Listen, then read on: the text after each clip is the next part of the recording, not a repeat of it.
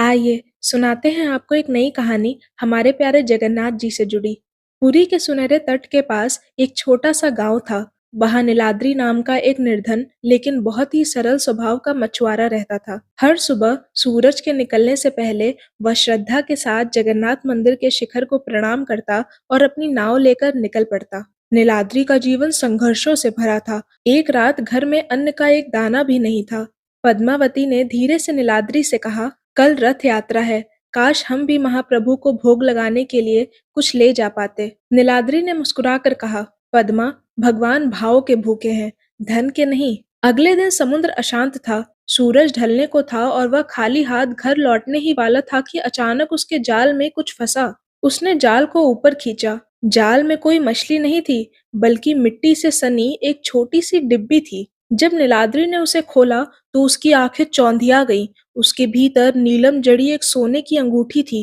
नीलाद्री के मन में पल भर के लिए लालच आया। उसने सोचा, इससे नया घर बन जाएगा, पद्मावती के लिए गहने आएंगे और हम कभी भूखे नहीं सोएंगे। लेकिन तभी उसकी नजर दूर क्षितिज पर चमकते जगन्नाथ मंदिर पर पड़ी। उसे लगा जैसे महाप्रभु की बड़ी बड़ी आंखें उसे देख रही हों। नहीं, नीलाद्री ने खुद से कहा, पराया धन मिट्टी के समान है। यह अंगूठी जिसकी है वह कितना दुखी होगा। उसने तय किया कि वह इस अंगूठी के असली मालिक को खोजेगा। ईमानदारी ही एक मछुआरे का सबसे बड़ा गहना है। वह तुरंत अपनी नाव किनारे की ओर ले गया। गांव पहुंचकर उसे पता चला कि शहर के एक बड़े व्यापारी विशंबर सेठ की कीमती अंगूठी समुद्र में गिर गई है। विशंबर सेठ बहुत परेशान थे और अपने सेवकों के साथ समुद्र तट पर उसे खोज रहे थे। नीलाद्री सीधे उनके पास पहुंचा।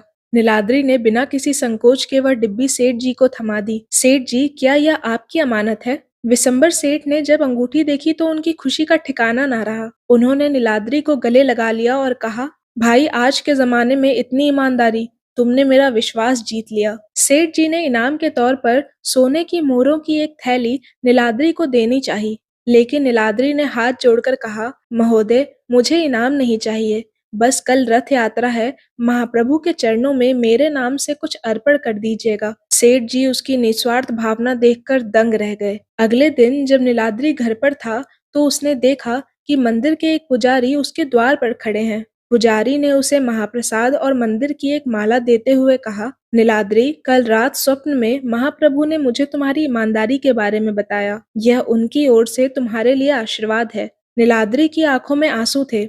उसे उसकी ईमानदारी का सबसे कीमती फल मिल चुका था। ऐसी प्यारी प्यारी कहानियां सुनने और परमात्मा के विचारों से जुड़े रहने के लिए हमारे चैनल को लाइक और सब्सक्राइब करें।